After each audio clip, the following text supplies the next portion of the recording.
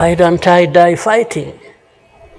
So you Rwandans, why don't you die fighting? Instead of dying anyway, just dying like flies. Why? We have to live. We have to live our lives, we have to fight for that, we have to live the way we want. And I tell anybody to his face to go to hell. If anyone comes around and thinks they can, they come and say, hey, we're going to sanction you. To what? Go to hell. The hope they have, and that what happened here 30-something years ago will never happen again.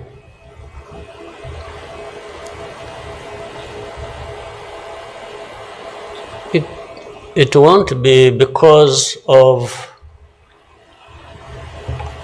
those who were responsible for that dark past. Will not try again, or are not even trying now again.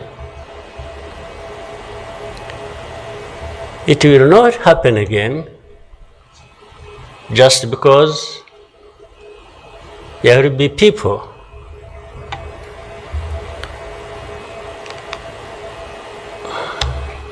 who will stand up and fight.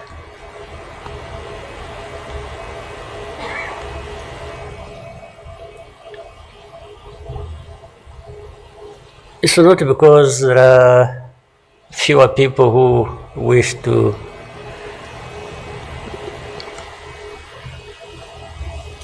perish, or who would have wished us all to disappear, this country to disappear.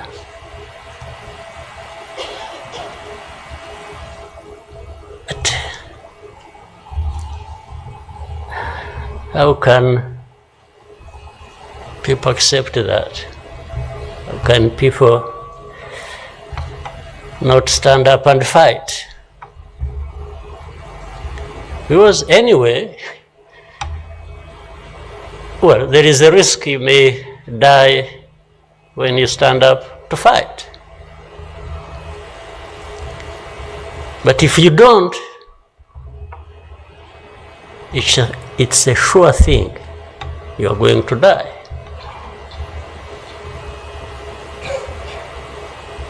So, why don't I try the former? Why don't I try to stand up and fight with the chance that you survive and live on your life as you want it, instead of giving up and you let people treat you as if for you to live, it's a favor that they are going to do for you. Why?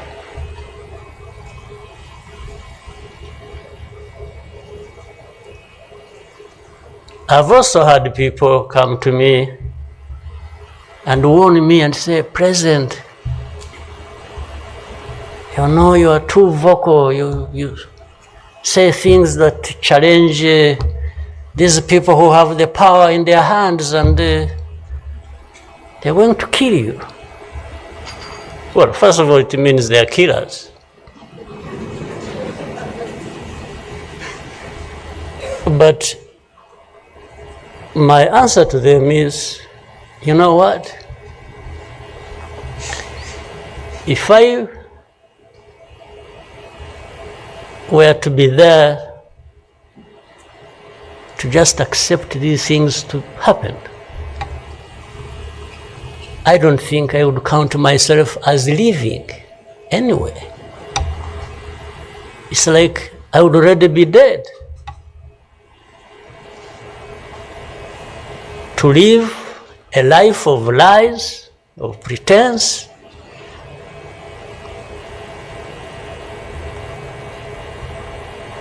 and all my life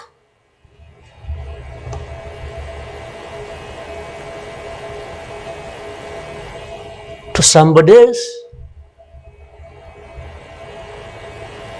I would be dead anyway. So why don't I die fighting?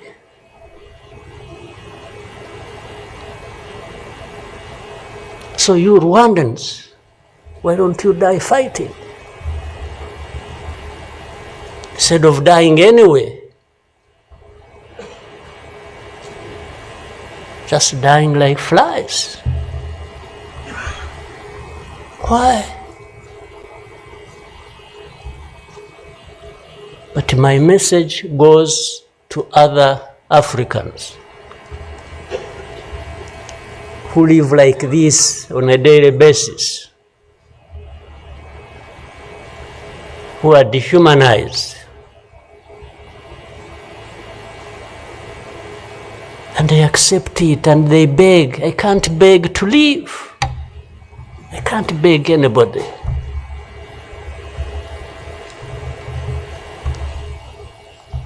Who will fight? If I lose, I lose. But there is a chance. There is a chance, a significant chance, that if you stand up and fight, you will live. And you will have lived a dignified life that you deserve, that anybody else deserves.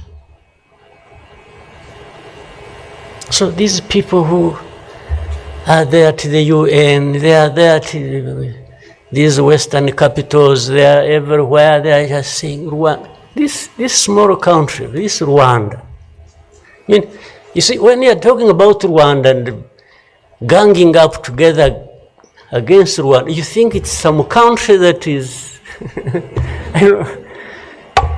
Then when I remember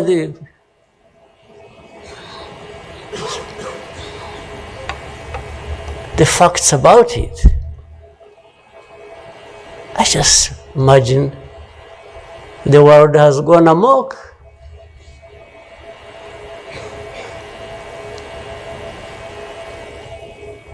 But in the midst of all that, we have to live. We have to live our lives, we have to fight for that, we have to live the way we want.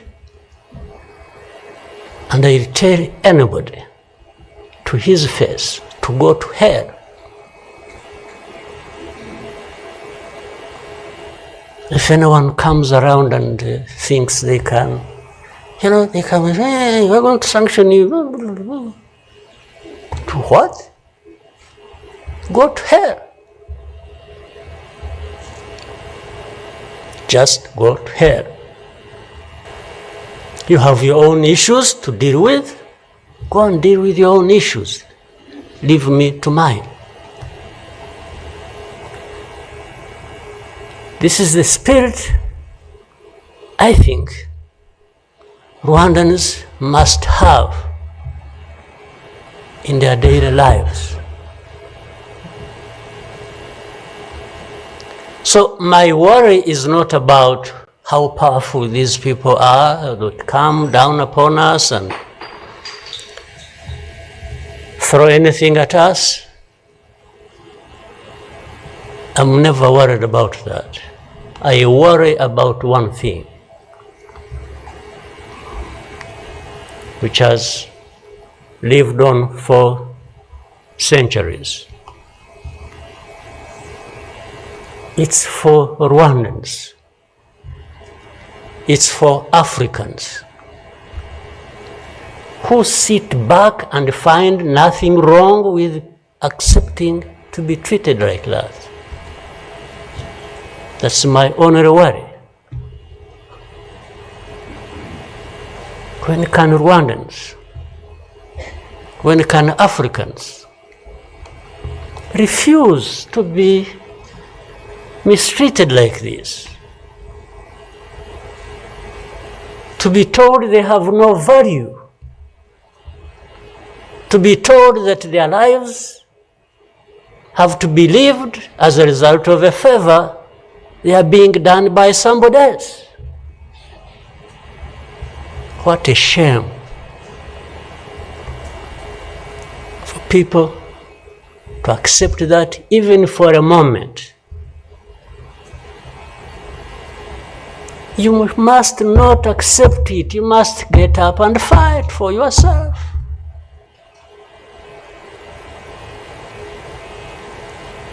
And then you have fools leading countries and being used as puppets.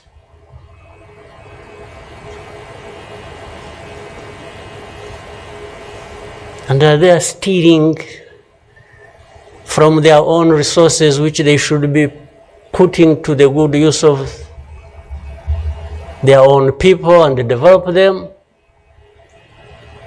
They just put everything to their own use, find billionaires in a sea of poverty, millions of people going hungry, and their leaders, billionaires, money that has been stolen from the resources of these people, and these are the ones received in Western capitals and praised, and when, Rwanda is being crucified literally at the UN, everywhere, these are the ones who show up and everybody is doing their bidding.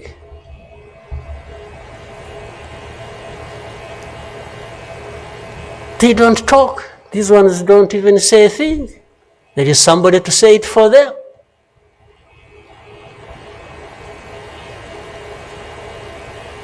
They don't say a thing. Even in meetings where solutions are being thought about and crafted and so on, they are absent because somebody else is there. They are addressed there. When their name comes up, they say, no. You see, I see it on a daily basis.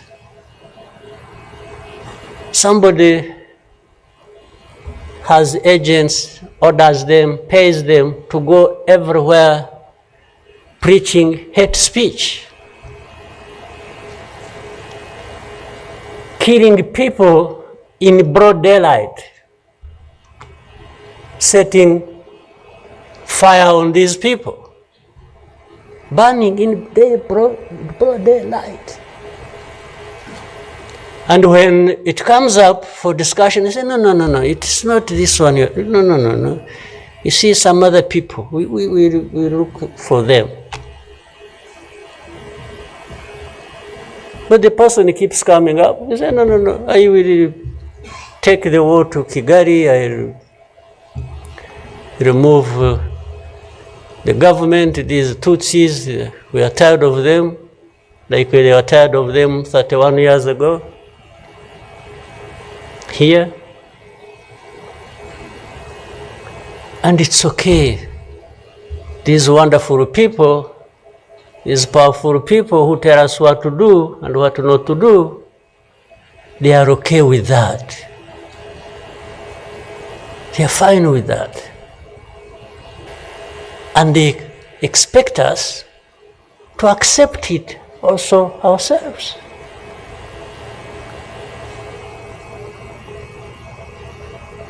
In broad daylight.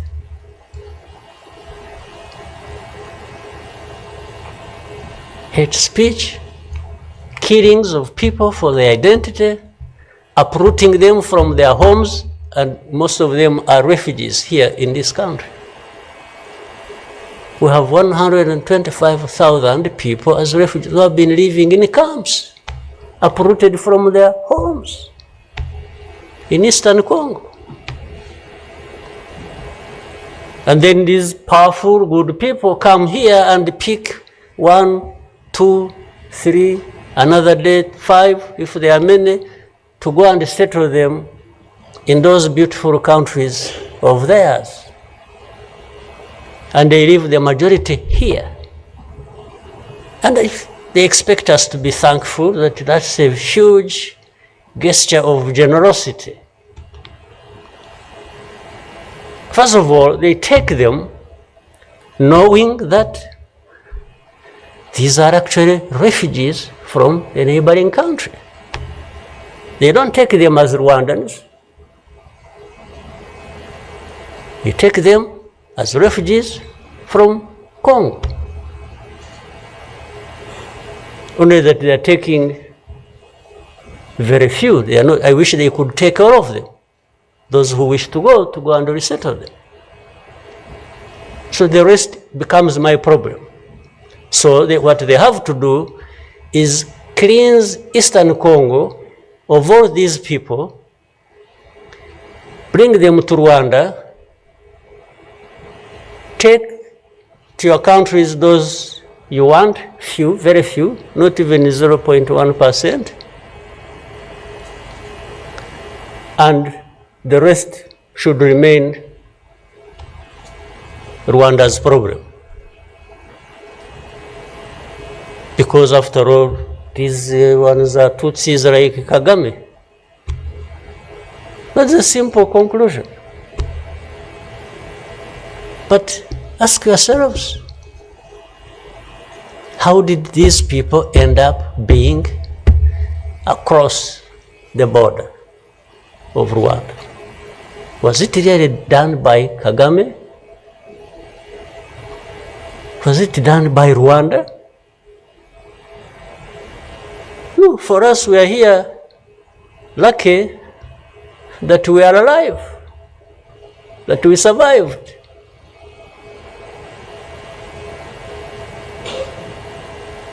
So,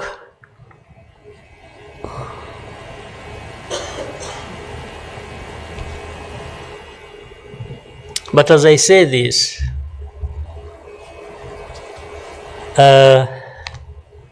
even for my sanity and the country's sanity, we have sometimes to just try to do things differently. Meaning, if you want to be helpful, if you want us to be partners, we are happy to play our part, and you can be sure you will find a reliable partner in us, irrespective of what we think about you.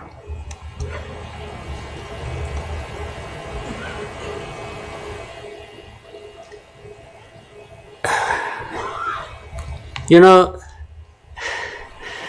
this whole thing you see every day, you know, you have heard of groups, what is it? Group of experts. You have heard of that thing? These are people who go around, experts who are supposed to know better our situation than ourselves. Can you imagine? And the ones who lead those groups are the very people connected with this history I'm talking about, or that Bizimana I was talking about. Can you imagine the cynicism?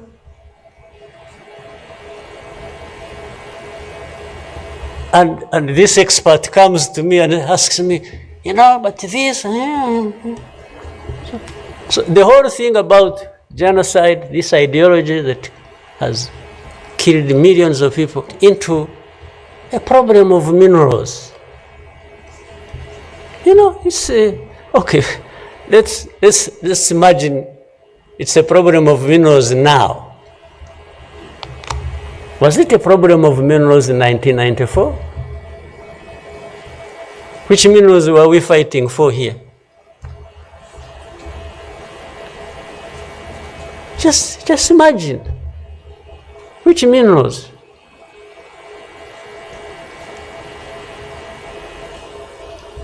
Second, if it were to be minerals, how many are actually fighting for these minerals in those places, assuming you found evidence about Rwanda being implicated in what's happening in Congo for minerals?